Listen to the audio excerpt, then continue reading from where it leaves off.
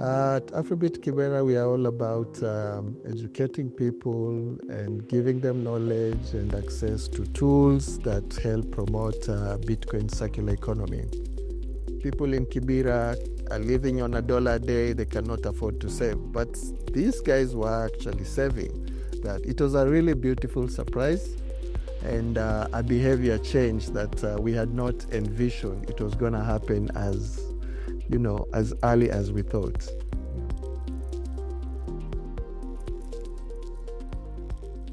Hey everybody, Frank here. Just wanted to say thank you so much to everybody who tuned in to episode 1 of the reboot of New Renaissance Capital, or the first episode, our last episode with the Zia Saad, Iranian digital activist as well as independent Bitcoin educator. And wanted to say welcome to episode 2 here. On a quick note about the last episode, Zia and I talked about his efforts to help get the Iranian people internet.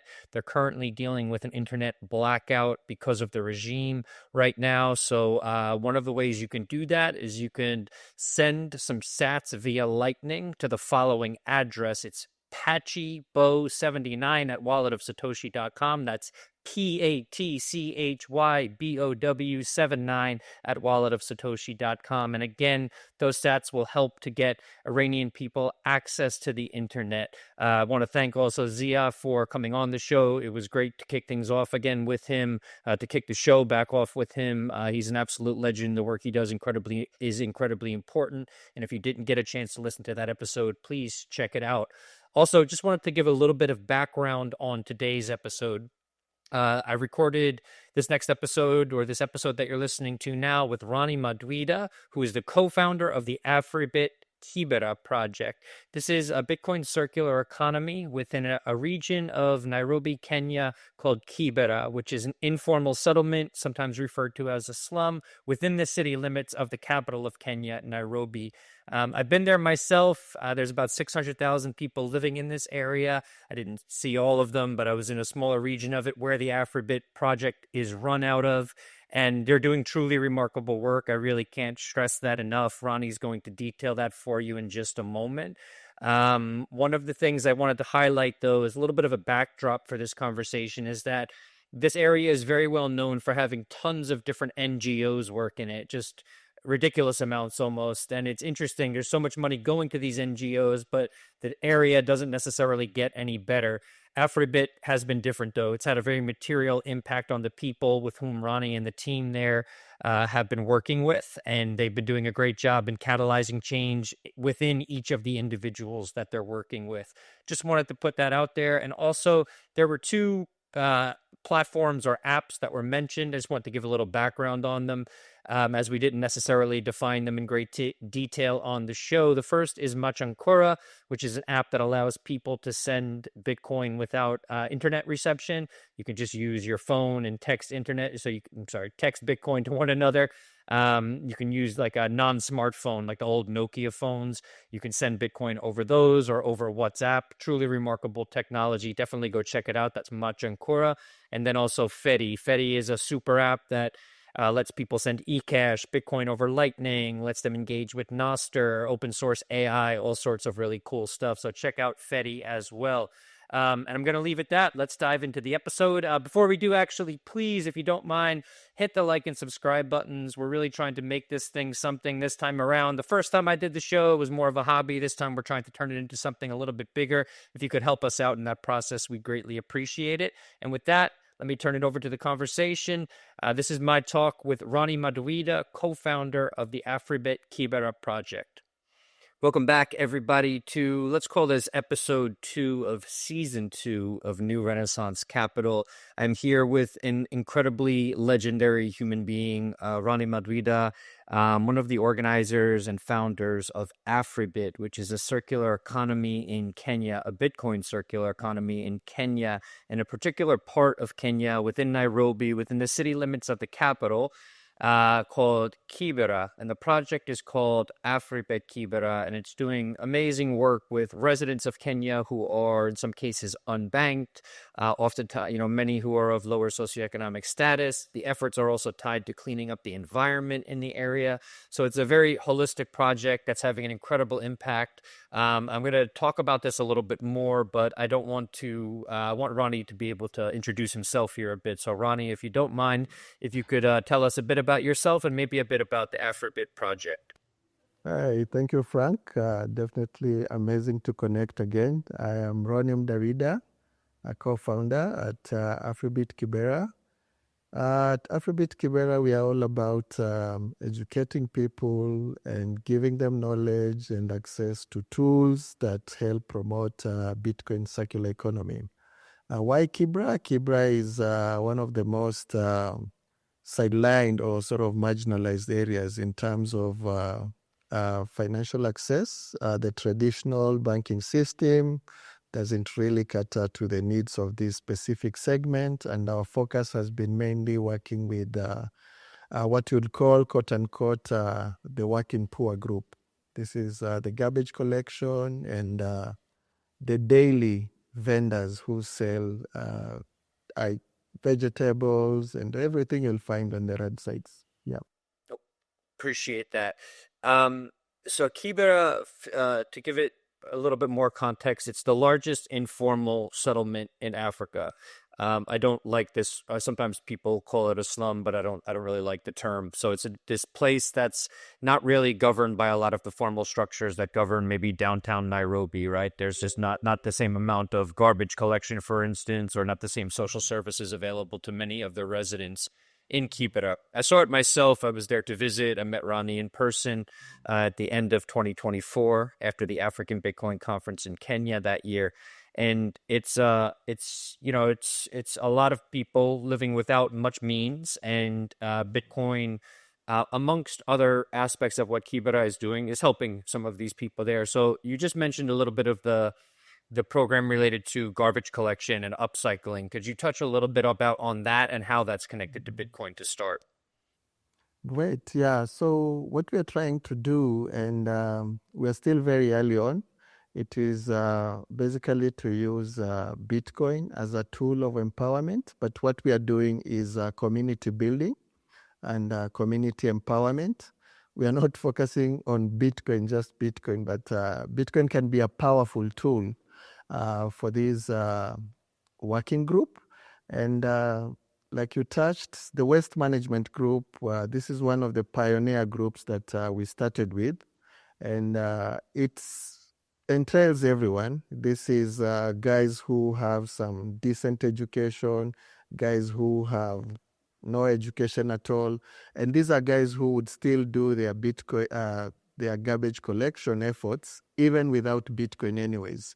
So they're already organized. This is something they do either to make a small living out of it, but also to sort of take care of their own environment. So on talking with them, we figured out this was one of the key entry points, that we could sort of utilize.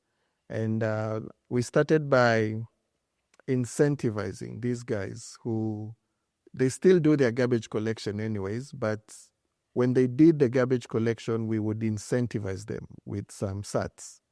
And we picked it from there, but then we had a good challenge. And this is a few guys who we had known earlier. We could call them like the local whales.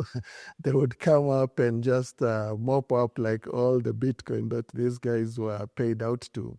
So it was a good challenge because we saw the gaps that were existent. So we moved on to what we would call incentivized learning. Most of these guys do not really have time, to attend classes. And there was already perception like Bitcoin is this, Bitcoin is a scam. That was really, really grounded in the community. And we had other previous negative incidents that had happened in the community. So it was quite a bit of a hard sell. But we took it as a challenge, and we decided to do incentivized learning, where we were doing now Bitcoin sessions. We partnered with the core, the EduBit Hub servers, and we decided to do 15 mandatory for every person who was in the garbage collection. So these were like 5 sessions that we did. So we told them, look, on the 3rd session, you will get some sats just for attending. We're going to give you some sats for attending. And they were like, wow, okay, sounds cool, good idea. But by that 3rd session, a lot of these guys, there was a lot of talk now in the community about Bitcoin. And they were sort of now becoming like so, into it. And it kind of had a life of its own, from there. By the time we were finishing the 3rd session, this was the working group that was most Bitcoinized in this community. And they had so many ideas that they were generating themselves. And there was a lot of peer-to-peer learning now that was sort of happening. It had another beautiful challenge in a sense that the cohorts that were doing this were mainly male-dominated. So the ladies felt kind of like left out. And the ladies came up with the idea of upcycling. They were like, hey, look, we can't go into the garbage trains, but we could repurpose some old garments. How about if we buy them from the women and we pay the women in sats, and we could create decors. So a few women there like had some skills on doing decors from these upcycled materials. Could I just ask a question? That word you're saying, I don't fully understand how you're saying. I apologize. I think it might just be a little bit of your accent. Deckers, Deckers? Yes, decors, yeah. Like, repurposed mats, they would use mats, decorations. It's decorations. Okay, Yeah, got it. decorations, yeah. Okay. It's decorations that they would make now from these old garments, which would otherwise also be ending in the landfills. They started repurposing bottles to create also some decorations and all that. And with this, they are able now to sell these actually and earn an income. And also they are able also to convert, a portion of their income now into Bitcoin. So that is how we ended up with the upcycling and the waste management effort. And these were the guys who actually helped us also recruit the merchants, because we asked them one question like, if you had these sats, where would you spend them? If it was money, because it is money, yes, we know, but this is money, so you want to get value out of it. Where would you take these sats? And the guys were like, okay, washrooms, we would need to go to be able to pay for the washrooms, because in Kibera we have communal washrooms, and you have to pay to use these washrooms. So I'm going to clarify for people, if you don't mind. So most people in the facilities in which they're living, the homes in which they live, which are, oftentimes not formal structures, if you will, they don't have a washroom within that structure. They go to a more of a communal place to shower and to bathe. Yes, absolutely, 100%. Yeah. So we have communal showers here, whereby people can go to the bathroom there and they do their showers and everything else. So that was one of the points. The other point was corner shops. The other point was entertainment spots where they could go and watch their games. Like Premier League is big here, La Liga, soccer basically. So they could use sats to pay and watch for those games. So our attention now turned towards the merchant. And you find the merchants who are much older than most of the guys we were dealing with who were young.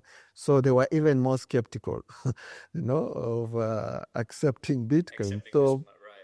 Yes, accepting Bitcoin. So we had now to do what we call like one-on-one sessions. So what we did was basically like I opened up my personal home for most of these guys. They could come, we have a cup of coffee, we have a cup of tea, we have lunch, we chat, we find where their fears are coming from, and just no pressure, just addressing those as you go. If you have an event, you invite one, you tag along with them. So it was a slow process, which took a lot of time, and building trust, even though it was there, but this was a whole new initiative where now money was involved directly. And eventually, some of them started accepting. I know early on there were some young people, businesses who are already doing this, but some of the key services were mainly owned by slightly older people. And it took time to onboard them, showing them trust. Even in some cases where we had to sort of like put a fiat sort of like, deposit to these people and to assure them like, look, if you lose money, here is maybe like $50 for you to recoup from this. We just want you to see the process. So that is how we kind of built now the process now with the merchants. And then the other angle we used now was encouraging the merchants to buy also from other merchants, but also to save. It was really hard to get these people to save in Bitcoin before actually seeing like, they could use this as a means of exchange. Yep. But with education, as more people got to learn about Bitcoin, the education, transacting with it, the behavior patterns were changing. So we started seeing now there was a slow use. People were not using their Bitcoin as much. So we were like, maybe these guys are going to Tando, they're turning it into fiat.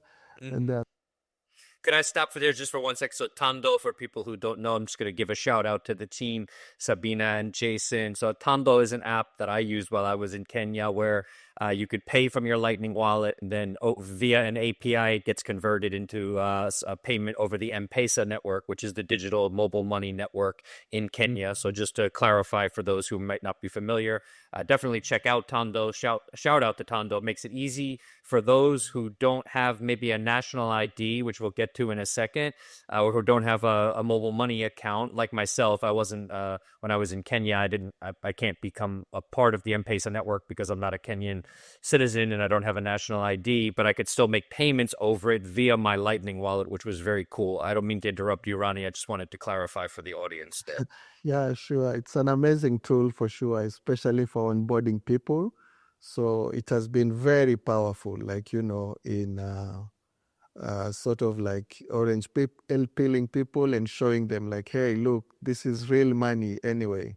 And it was interesting to have, just to build on top, to have Jason and Sabina in one of the sessions. And after these guys had sort of like, gotten some educations, they are like, hey, Tando guys, where's my money? You guys have my money. So that was really interesting. But we had brought them in to come and show people like, hey, guys, look, you're building your community here. If you are within the ecosystem, please don't use Tando. Just do peer-to-peer. But if you are out there, yeah, right. Absolutely, so that we can keep this value, within this community and grow it here. Yeah. I love that. And you said that I interrupted you and I apologize again, but you said that you saw behaviors changing.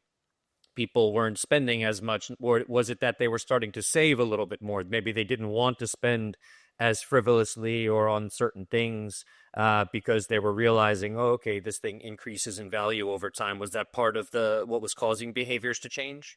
Yes, that was part of what was causing behavior to change. And it was a surprise also to us and myself personally, because the notion we had was, and I think this is from just the mob mentality. People in Kibera are living on $1 a day, they cannot afford to save. But these guys were actually saving. And this could be proven because we have a community WhatsApp group where like we can do peer-to-peer. Guys can say like, hey, who is offloading some sats?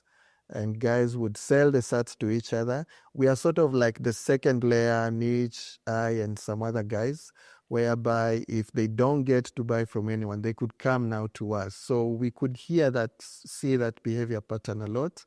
And then with the new tools that came in like Bitika and Minmo, which are tools now for buying Bitcoin locally, we saw a huge surge in numbers. And this is just the feedback from the guys themselves who were telling us like, wow, your community is really buying Bitcoin. Now, when someone is buying Bitcoin, for sure you do know, like, they're not just buying it to spend, but they are buying it, like, to save or something like that. It was a really beautiful surprise and a behavior change that we had not envisioned it was going to happen as early as we thought.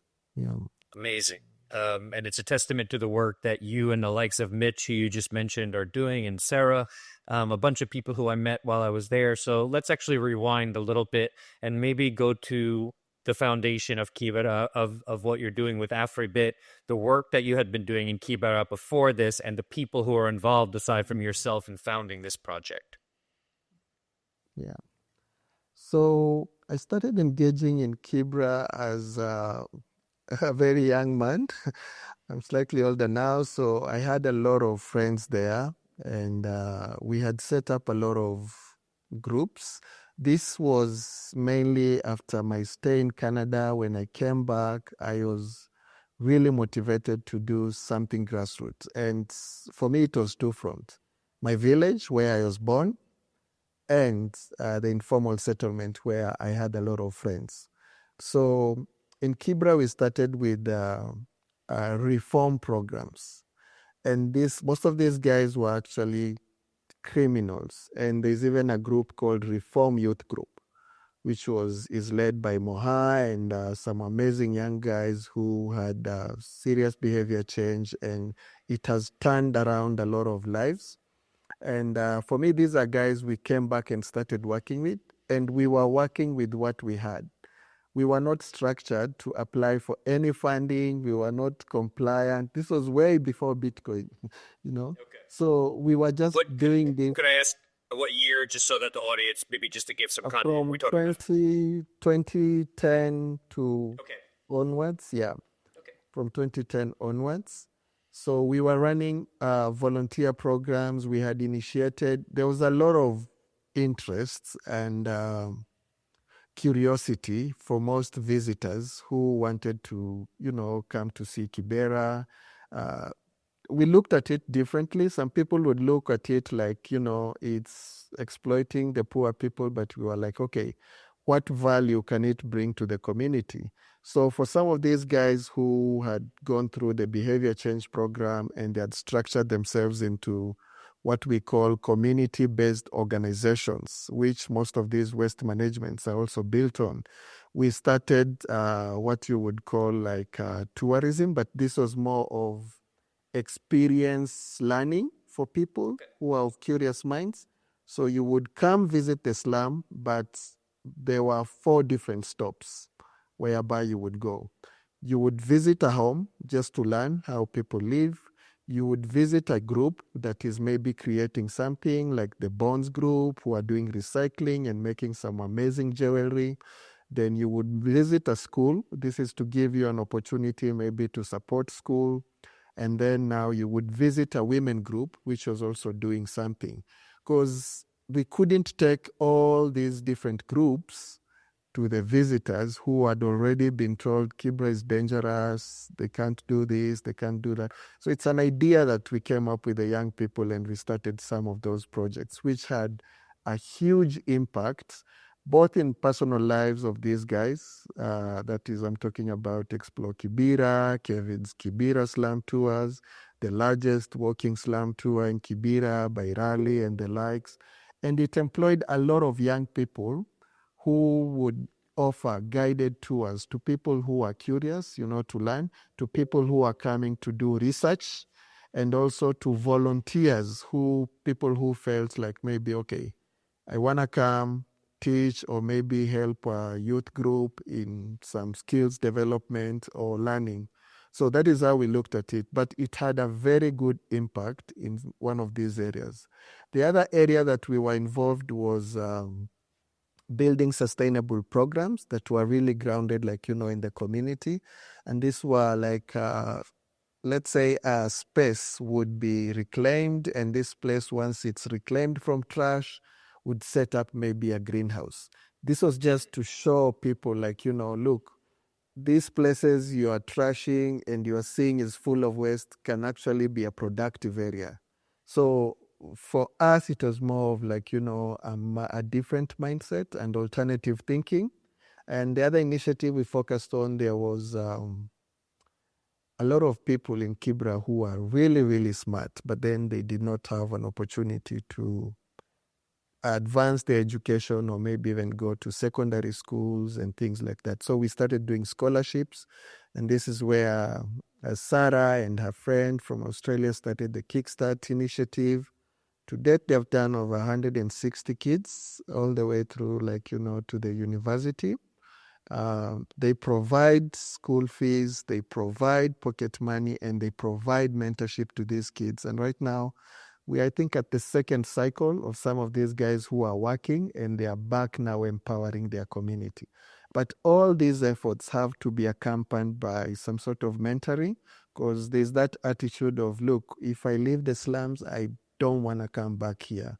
So in that community building sense, you have to create also an Ubuntu sort of system whereby when someone succeeds, they are able to help their families or help their friends, to move up the ladder as well.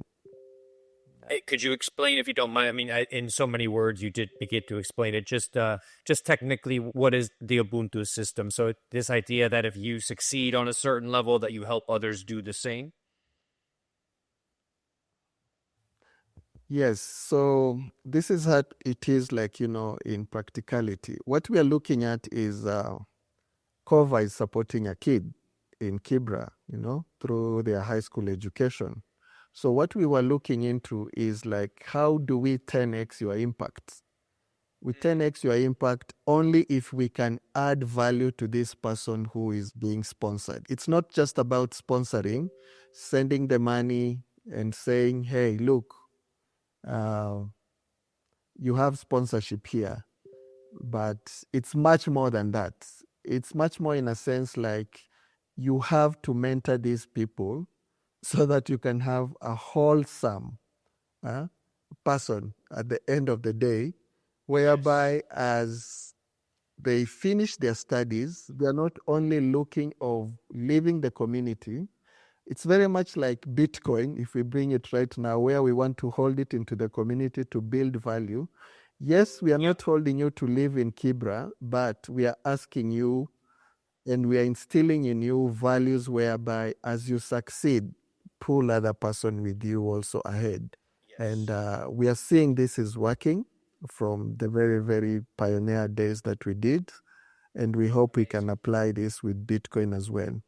I appreciate the description of Ubuntu, and I think that it speaks to this idea that the problems that you're trying to solve in Kibera, you're trying to solve in a very holistic way. You're not looking at one thing and saying, okay, this person doesn't have this, they don't have the financial means. There's a lot of, they don't have access to certain things, they don't have emotional support.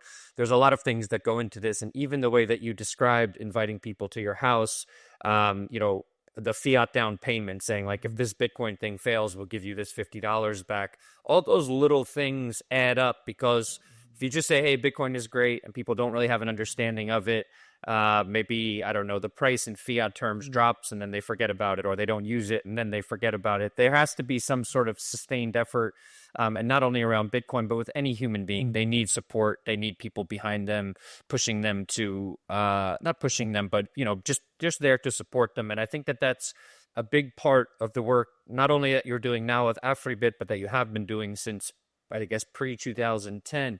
But the one thing more specifically to Bitcoin, I wanted the audience to kind of understand this, because there is the narrative in Bitcoin that it's banking the unbanked, right? People who don't have access to traditional banking or financial structures.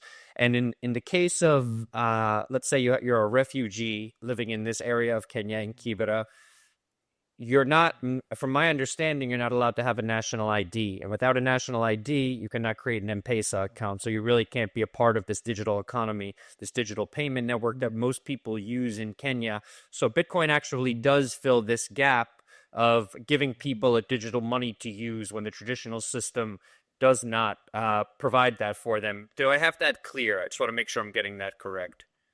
Yes, absolutely. Though the numbers are not that high right now, but when we were starting, I remember there was a guy who was running a barber shop, and this guy was from Congo, And he's still our barbers today. Miches and all those guys use him. And for him, like when he learned about Bitcoin, he was so passionate about it because a lot of the guys, they would stay under the radar.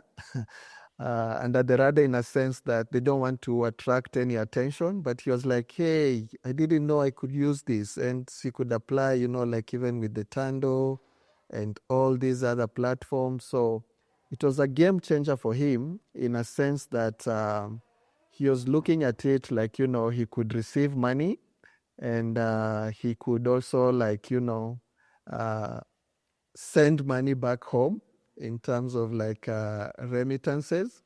But the beauty of it was he was willing, like, to bring a few of his friends to the Bitcoin education classes and see how that could cater to this specific cohort of people.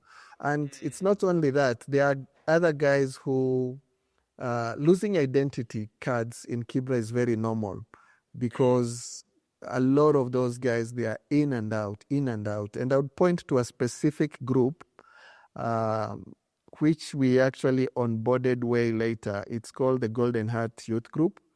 These guys were already doing their garbage collection. They went under just like any other groups that would stop when maybe some members move on with their things and stuff.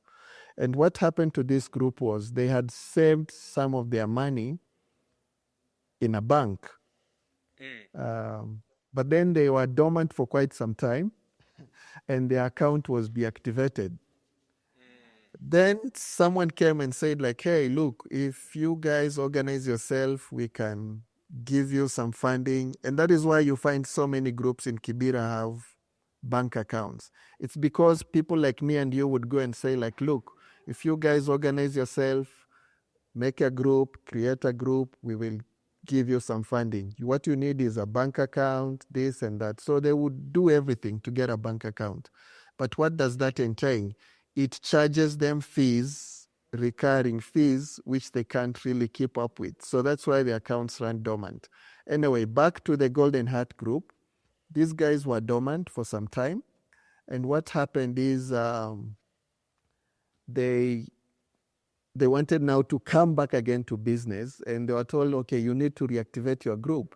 But so much had happened in a sense that the secretary, the guy who was holding, like, the CBO, what we call the community-based organization certificate, his house had burned in fires, which most of the time also like happen. And they were being requested for this particular certificate to go and reactivate their accounts. So they lost their money because the process of getting another certificate was way more tedious than actually, like opening another probably bank account.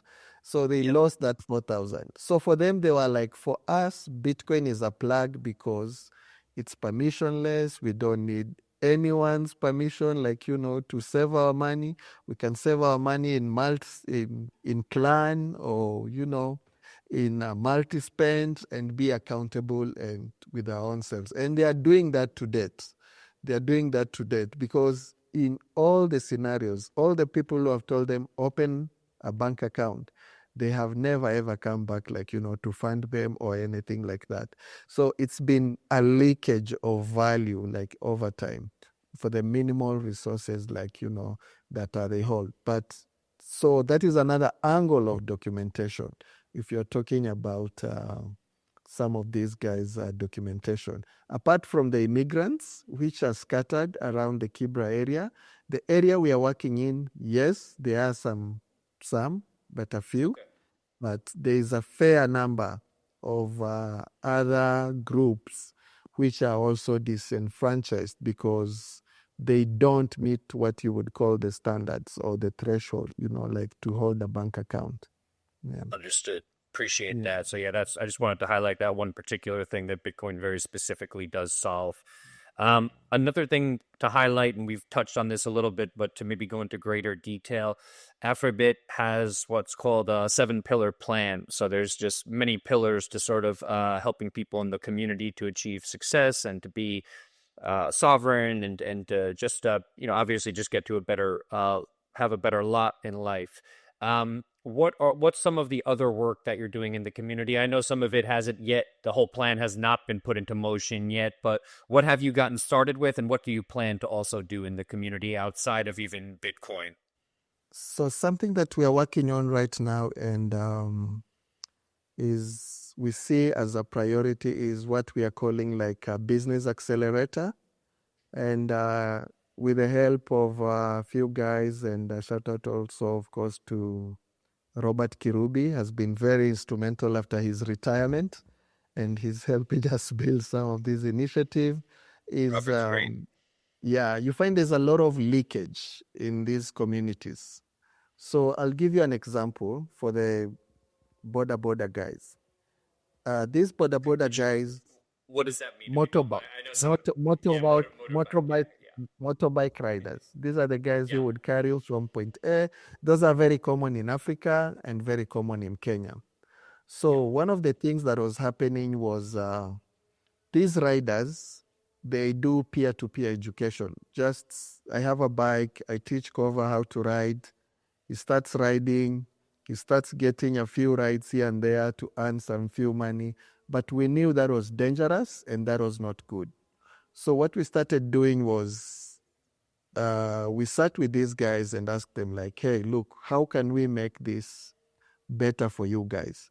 It's already, yes, your work that you're doing, it's putting bread and butter in your table, but how are we going to improve it? First of all, for you to be able to be more effective, you need to be compliant. So how do you help them get maybe like a driving license or a riding license? And also to be able to get like something simple as insurance. Because when they are riding that motorbike without insurance, without a license, their life is just a few inches away. The risk of finding or building or finding resources is way too high. So they said, like, look, if you give us money, we are not gonna lie, we will use it for other expenses, and we will put it into our daily needs. So this is the deal. If you can pay for us, or find your friends who can pay for us and pay for our driving so that we get the licenses, and pay for our insurances. So if anything happens to us or our bikes, there's some sort of compensation, we are eager and open to have an arrangement, that will work for all of us. And we were like, what kind of arrangement would work? And they were like, what we do right now, we operate with Shylocks, and the fees are very exorbitant. So there's a lot of extraction. What those are, Shylocks? Yep. Shylocks are people who you will get money from, but the interest rates are like maybe 300%. Okay, got it. So it's crazy. So we piloted with 10 guys as of today, where we did find just some local people. Hey, help these people. This is their need. And they would pay for these riders, their licenses. And then these guys would pay back, per week, but they would pay back in Bitcoin. Yeah, they will pay a standard fixed amount in fiat, but then they are paying back in Bitcoin. So these are people who are holding on their resources, and they're holding on long term, but they're willing to help people, but not just give out money for free. So let's say I have 10,000 that is sitting, somewhere. I could say like, hey, look, okay, I can pay 2,000 shillings for your license.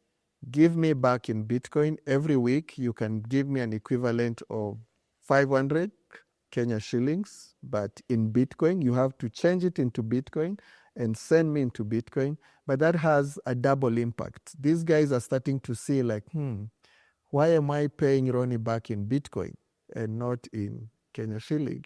So they're starting to see the value in that, and that automatically also gets their mind thinking like, okay, I want to put my savings also in Bitcoin. So that has been working really well. The other issue that we are moving into, and this is with the help of Robert, is we have structured these groups where these groups are utilizing now like the clan, the multi-spend feature in Fedi. And how we want to do this is, let's say, like the garbage collection group. These guys do save anyways. They make sure once they collect garbage, they save some of their money. Initially, they were saving in fiat, but now they save portion of their money also like in cents. So we are trying to give them some seed capital whereby they can build collateral and they are able to borrow eventually, against their Bitcoin. Because what is happening with the reliance on predatory loans that are existing right now, there's a lot of value that is leaking outside the community. And this value could actually be converted into Bitcoin. And our future would have been much, much, much brighter. Yes, we know it will be brighter, but we want to minimize all the leakages. So this is where the holistic approach now comes in. How do you deal with those issues in the business accelerator? How do you deal with a woman maybe who is going through some emotional turmoil? So we partner with people who are able to come and do like mental health workshops. We have the Beat Savers and some other organization who are coming in to do like to come and do like savings, financial literacy, not just teaching about Bitcoin, but just helping them to learn about financial literacy, like, what it means, like all those components add into the, like, building of the community. How do we structure programs whereby you have more groups like Sarah who are coming to support with the education effort? This puts less pressure on the resources for the parents. And again, they are able to save a portion or some bit of their money, into Bitcoin. So you don't run with Bitcoin, Bitcoin, Bitcoin, but you hide it and you use it as an engine and a tool that, will empower them over time. And this is what we are trying to do in a nutshell. It's a lot to process, but step by step, there's no pressure. We are enjoying the journey and we are onboarding more and more resourceful people who are really adding the value. And the plan is to scale the impact eventually, have something that is sustainable, scalable, and it's not an engine to consume, but an engine that will churn productivity. Yep. Understood. I want to contextualize the depth of the impact that you've had. I think it was earlier last year, 2025, the BBC, the British Broadcasting, I'm forgetting what the C stands for, Commission Network, whatever it is. They came to Kibera. They sent their correspondent based in Nairobi to Kibera. He had heard about what was happening there and went there. And now the BBC, for all those who are unaware, they do not tend to publish positive things about Bitcoin. That's not how the BBC works. They tend to be very antagonistic towards Bitcoin. And in his 5-minute segment in which Ronnie was featured, they were very much like, look, this is genuinely solving problems. At the end, of course, they had like some economist on who was like, but Bitcoin is volatile. They had to add something that was sort of like half negative. But the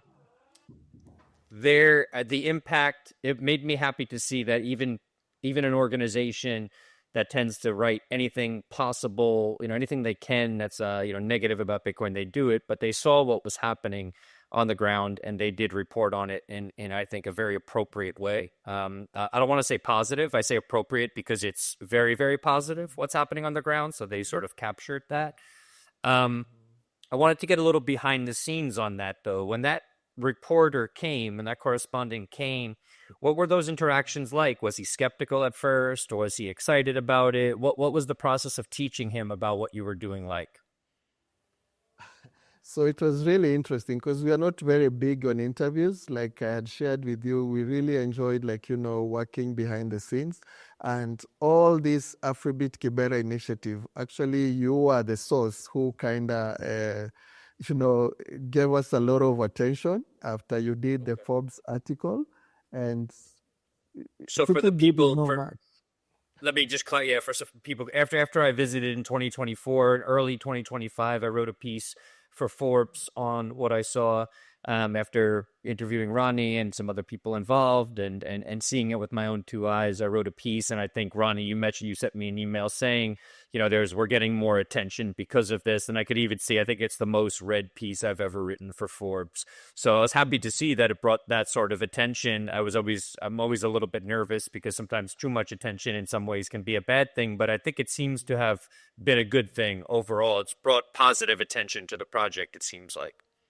Yes, absolutely. It brought a lot of attention, but we were trying to do a lot of things like, behind the scenes. And for us, it was more of addressing the issues that we had at Yes. hand and using Bitcoin as a tool. That was our main focus. So back to BBC, I think Mike had almost like 3 interactions because we were not very keen on BBC. We didn't know, like, it was a big deal or anything like that. And I remember the first meeting as not even available. So I told him, like, hey, look, Mitch is available and Sarah, so you can go maybe talk to them. I won't be around. And he was like, hey, look, I want to come see you first. So he's a very nice gentleman. He came.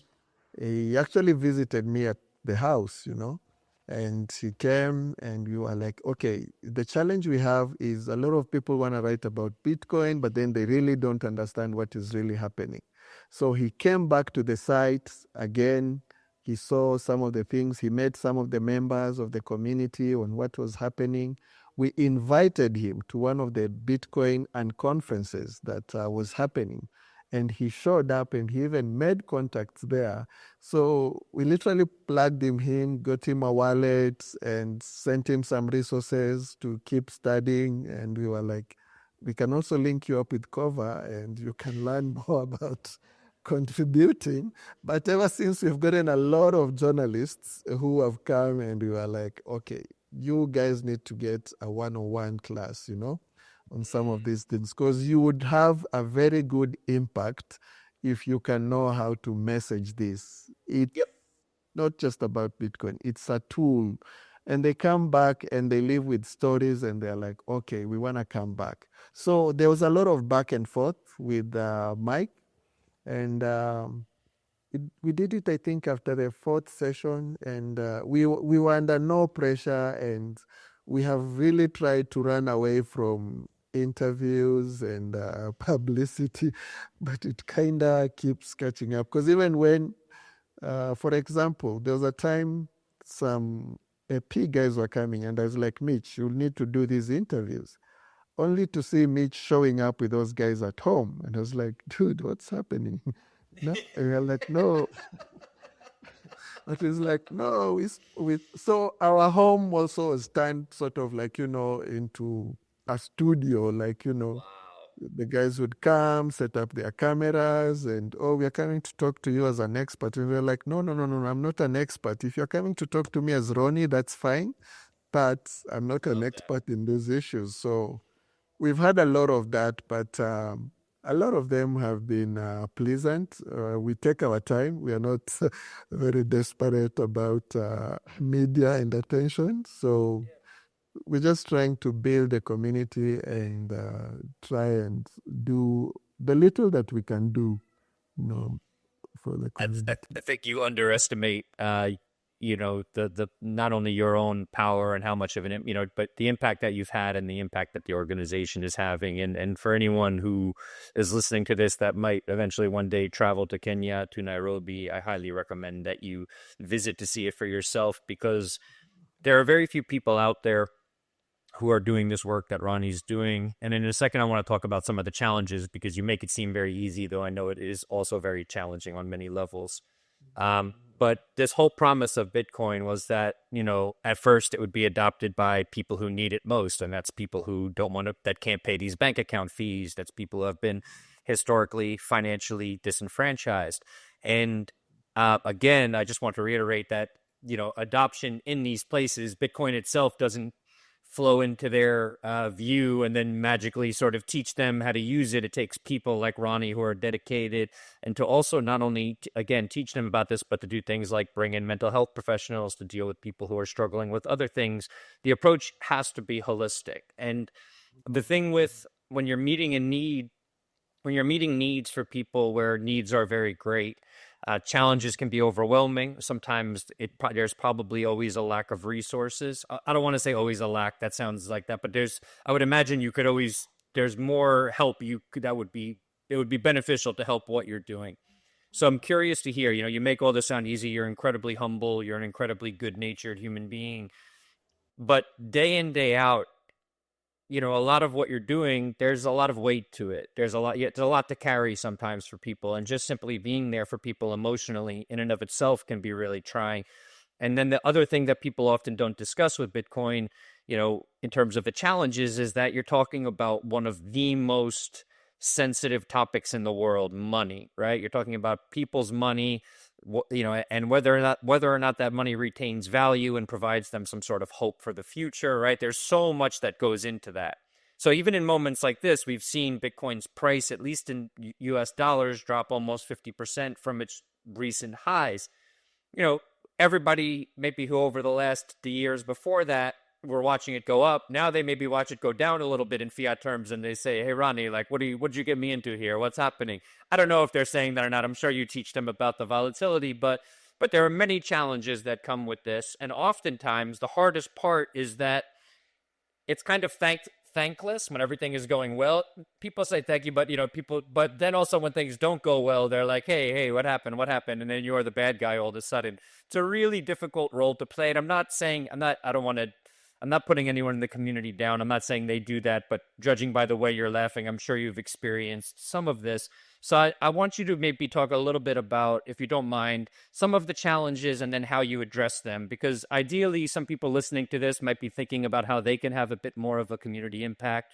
And I would say that before you put yourself in that role, you do need to, I'm not saying it should scare you, but you should become aware of the gravity of the task that you're taking on. So if you could just speak to the challenges a little bit, I would appreciate it. Thank you, and thank you for your kind words. And I was just laughing because when the graph was going down, I think when we came back to Cape Town, and we were walking around with the merchants, just being present there, and guys were like, well, okay, what is happening? Like, okay, do you know the CEO of Bitcoin? Probably we could have a chat. But, thanks to some tools and the education efforts that we have been able, to do. And again, I would really emphasize this. One of the key ingredients that helps, Bitcoin education is really, really important in this aspect. And I'm talking about physical, not just a session that you would do and you close chapter, say you had 30 or 40 people. No. Education in a sense that you can sit with someone who doesn't get it, don't give up, sit back with them again. I used to get a lot of those requests, like, can I come see you, So time was actually one of the greatest things I think I gave, because we needed to build trust, and even they would not trust maybe their own peers who had graduated to become, Bitcoin educators, but they just wanted to get that validation and go like, okay, am I hearing the right thing? Am I being referred to the right information? So time constraint was, I think, one of those key challenges. There are times I would sit at home and I could spend like maybe 2 days, or not 2 days, but the whole day with 2 people. Because they've gotten sucked in, but they want to understand, they want to talk. And you'd go like, okay, but I know I might not be able to find you. So that was another issue. But education played a really, really critical role. And one of the approaches that we used was look at the motor riders sector. Who is the loudest guy in this sector? Like, who is the bishop in this sector? And get that guy, build a relationship with him if you don't have one. Turn him into this bishop now who is like so, influential. Yes, influential Bitcoin knowledge. You pour all that Bitcoin knowledge because there's a way he relates to these guys that you can't relate with these guys. So that was one of the approaches we use. Same with the Waste management groups, just to build on top of the education classes that we had. We would have sessions with these key people. If it is Steph, or Mercy from the Tumaini group, get her to understand and be open to her so that she can come in with all her fears, worries, and stuff. And she has a safe space, like to ask very hard questions.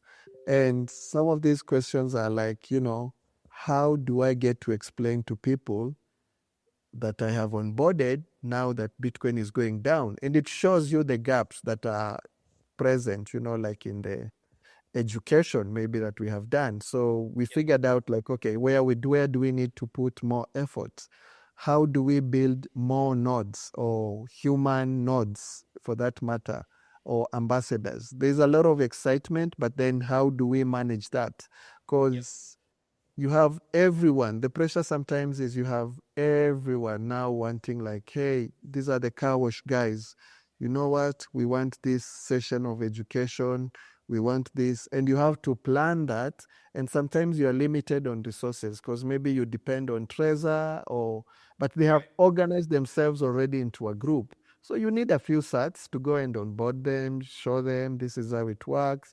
So you might be pushing that, but then it becomes a constant pressure. There are times I wake up and I have like 20 missed calls from one guy, But it's a good cause. He's like, look, we want to have this session. We want to have this session. Those are things like, that happen.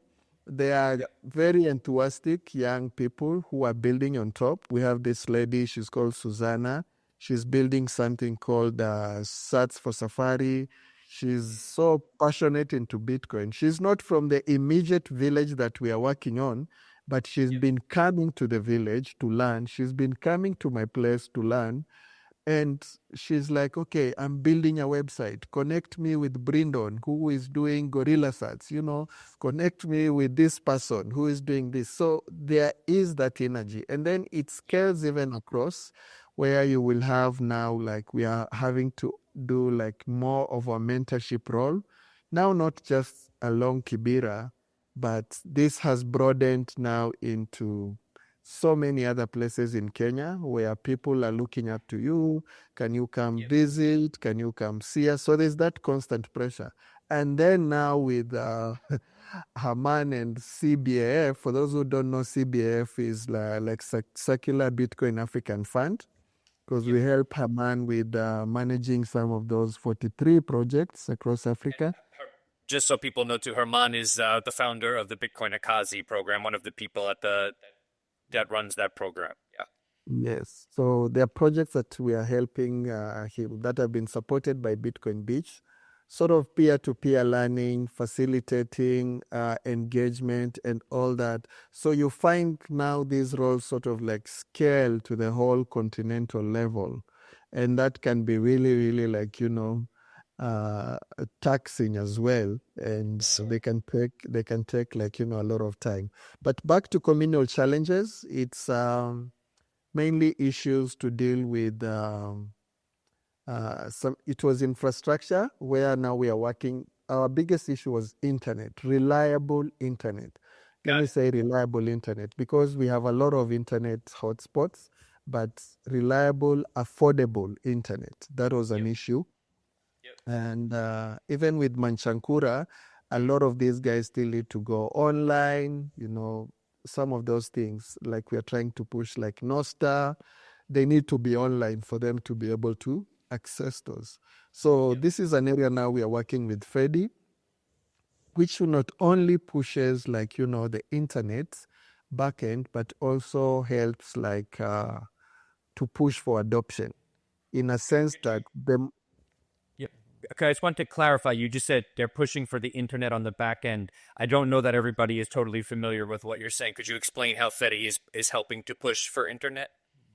So SateNet is a project by Fedi where they're trying to promote internet access to communities like Afribit Kibera, circular economy. And this internet is actually uh, it's geared to become sort of like an asset or an income generating, infrastructure for the community, as it grows, becomes independent, and it builds up. This is how it's structured. But the whole system itself, the goal is to push for adoption. So the more people have to convert their money to buy internet in sats, which is more affordable, the more again they're getting these questions, just like the border guys. Why am I having to change my money from fiat to? So it's the mindset issue that on the back end that Fedi and SateNet is trying to address. But again, on the communal part, it becomes an income generating project, like for the community. Because what eventually Fedi does, it hands over the project to the community, and with more subscriptions that you have, you are able now to generate maybe a small profit that will help you run, your own programs and things like that. So it's a very well thought out idea that can help a lot of circular economies that are growing in Africa. Because one of the challenges that is existence right now is the sustainability aspect. And The circular economies, right? yes, okay, circular economies, and they need to rely less, like on donations and things Yep. like that. Yeah, and the other challenge, of course, is the issue to do with equipment. This is in terms of maybe like the waste management groups. We are looking at adding value to these groups. So how do we get them maybe a baler or a shredder where they can shred their waste, bale their waste, and sell it to recyclers at a higher value. And what this will mean is they would be generating more resources and more income for themselves. So there is that challenge of access to equipment, and even simple things as hand cuts where they need to push, Those are some of the equipment and tools challenges that we are finding, like maybe not possible. And the other thing that Blink has really been helping now to sort out this is helping people behind the scenes. It's unfortunate sometimes people don't see the people who are doing the hardest work. They only get to see the faces like ours, but we have so many other young builders who are putting in the work, and they are doing a lot, like, to push for Bitcoin adoption. So what Blink is trying to do is set up like a builders program whereby such people can be identified, and they are given small stipend that they can use on their own daily needs, so that they are able, like, to meet their daily, and because Bitcoin doesn't pay anyone. Like us guys, we don't earn salaries, we don't earn anything. So it's a movement that we are building. But there are those guys on the ground there, the bishops I'm talking about. They can be more impactful if, let's say, we can give them, hey, here is 5,000. This is for your own personal use. Keep doing what you're doing. So that's also really going to help adoption. Then there's also the issue of keeping up now with the education requests that I told you about. And this would really help if maybe like more partners come on board. Not necessarily like, with big budgets, but we can make this very organic. Because right now what we have is we actually have groups. Unlike before where we were calling people to come for Bitcoin meetups, now we have organized groups requesting us to go for meetups. So when you go to these meetups, maybe you have some small sats where you can onboard people, show them how it works, and ask them to use them, like around the circular economies. So those small things would really add value, like, into some of these issues. And there is still also challenge of dealing with skeptics. It's not our problem, but it is a good challenge. And we love challenges in Afribit Kibera, whereby you find a work is a maximalist, but you don't want to break anyone's home, Don't want to break anyone's home. So how do you access the husband? Now this Okay. is where now thinking outside the box comes in. What does your husband do? Or he does this and this kind of work. Okay. And I've done this with some young girls because these young girls are very passionate about Bitcoin. They wanted to learn sessions, and their dad is like, Bitcoin is a scam. So I was like, what does your dad do? My dad is an electrician. So I started giving him electrical jobs. And by the fifth session, he was like, so what is this Bitcoin thing that Frida tells me about? So it needs patience, but you're going to have to do, more of those things. And once you get one of those guys, then the impact is 10x. So Okay. we've been on a campaign, like, to target. A target maybe is the wrong word, but to Yep. approach the biggest skeptics. For our own sake, it helps us understand, like, what are their fears, what Yeah. are their worries, and that helps us also design the program. If someone wants to scale, we can have a playbook and tell them, like, hey, look, this is how you'll go about this issue. So Yep. the challenges, we are using them as a personal, tool for improvement or Yep. constantly learning. Yeah. Love that. That's amazing. I want to quickly just rewind back to SateNet, what Fedi is doing a little bit. Could you just talk a little bit technically about how that works? I think this is really interesting. I've spoken with Obi about it directly as well, but this is a very new concept. So technically, so where is the internet originally coming from? How are people paying for that? And then how could you just dive into some of the details about how it eventually helps the community? You gave a little bit of an overview, but I just wanted to try to Yes. clarify for listeners. So SateNet it's coming from Starlink, but then there's a backend software. And for this software, it helps, like, multiple users access it only via the Lightning network. And this is in the Fedi app for now. It's in the Fedi app. And they access this by buying, sats. So you buy sats in your wallet, and then you are able to activate your SateNet package. There's a 1 day package, 24 hours. There's a 1 week package for 7 days. And how this works is once you pay, your package is activated and you are able to access it within the locality or the Okay. range that the SateNet works. It's not, out of Kibera or anywhere else. No, it's specifically like the radius of the circular economy for now.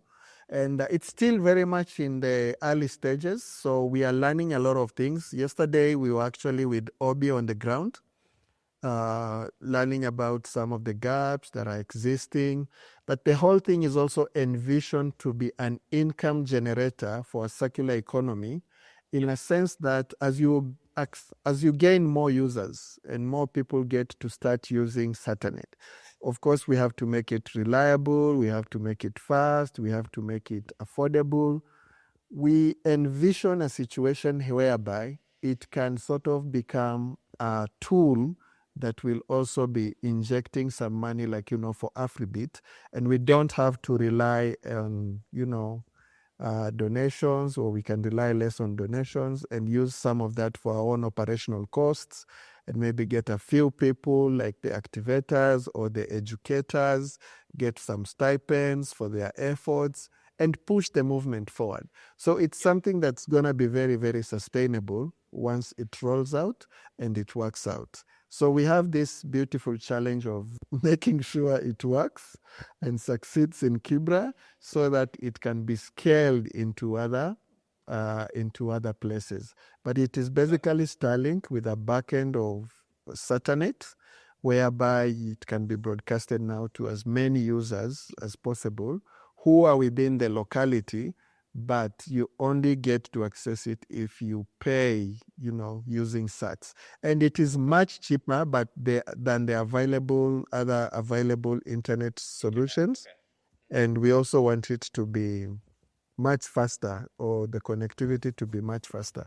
And it is not about, like, also the issue of how, like, maybe it will sustain, but how the internet will be used. Because some of the guys right now are starting to do content creation for Okay. their shops. Like I know one guy called Billy who has a store. He's a Bitcoiner and he goes on TikTok live and he's using that internet, Yeah. to spread the word. And we know the other people who do like remote jobs. We are Yep. hoping they can also be able to use that. Again, we wanted to add value to the community in a Yep. way that it can impact their lives positively. It's not just for scanning and paying with Bitcoin. No, it's much more than that. And Of course. that is the whole vision. Yeah. Making it access and a basic tool that people can utilize. I love Mm. that. Yeah, again, speaks to the holistic nature of this. We're trying to empower people, or Afribit is trying to empower people on many different levels. We talked about challenges, but before we wrap up here, I was hoping maybe you could highlight a few of what you consider to be the biggest victories of the organization. I think a lot of times we talk about what's difficult and what we're trying to do and this and that, and sometimes we don't reflect enough on how much success we've had in whatever we're doing. So when it comes to what you're most proud of with what you've accomplished with Afribit, with what the Afribit team has accomplished, what are some of the first things that come to mind? I think the first thing that comes to mind is the daily stories that you will meet someone in the streets. And for me, I would just pick this young artist by the name of Parks. He's the one who did a video, educating his peers about the Bitcoin adoption and stuff. This young man was very curious. He was a big skeptic, and he was referred by his friends to come for one of the Trezor Academy classes that we had. And that was sort of like the peel that got him, interested in this. And it's interesting because those Trezor sessions have really had some very magical influence in building a foundation of interest in the community and people actually like following up Bitcoin journey in their own ways. So what happened to Parks was he attended these sessions. Then we had one-on-one more sessions with him. He would come to my place, like 5 sessions, and he was like, look, I'm going to make a song that I'm going to use, to get other young people get interested into Bitcoin and watch this space. And he did the song, released it with his local producer, and it was a hit locally that got so many other young people, curious.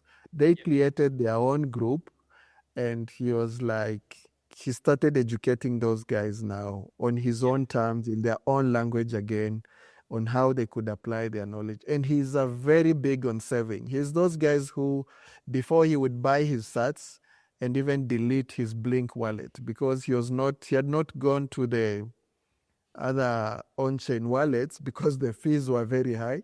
But he was like, look, he would delete his wallet, but he has his address, so he just sends his sats there. He's looking at saving, and he was like, dude, when I get to your age, I want to retire. We always say, I can't save, but the amount of money I make, even at my age right now, I can take this as a challenge to discipline myself and make sure I commit to save. And he's been very constant on that. Another example is a session we held, let's say, after 6 months of whatever was happening in the community. So we had a meetup and we were like, hey, look, if there's anyone here with who has their wallet and they still have sats worth 500 shillings and above, come here, we will double. And then we had like 30 people, standing.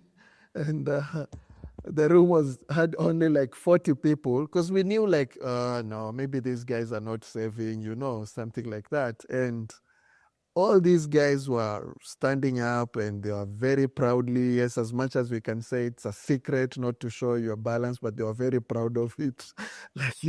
Showing both Manchankura, both, Blink guys. And that was really, really exciting to see.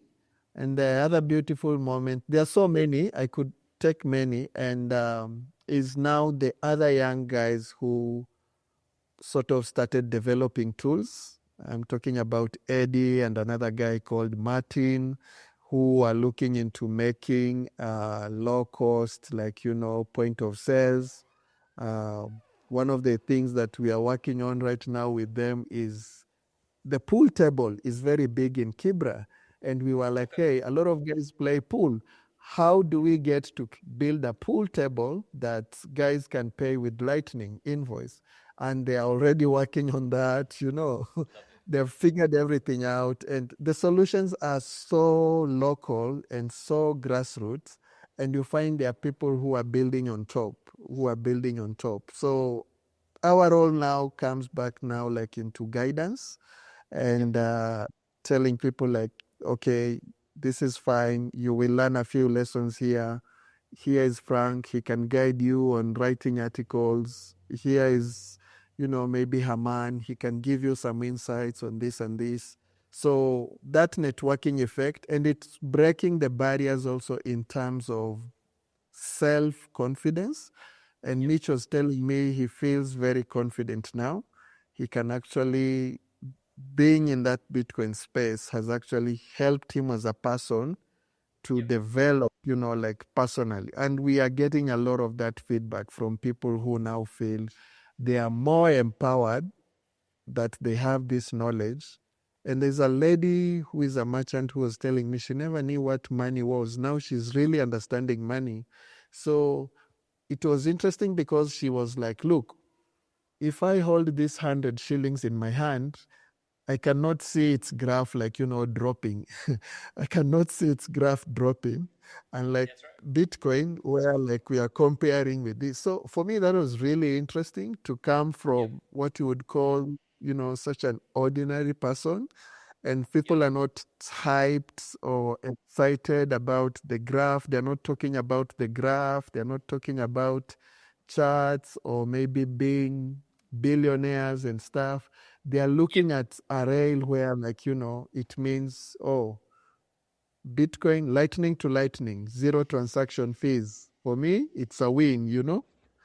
Those kind of things are really, really like, what makes us going and inspire us. And seeing people now build their own other empowerment projects and using Bitcoin as a tool to empower the people.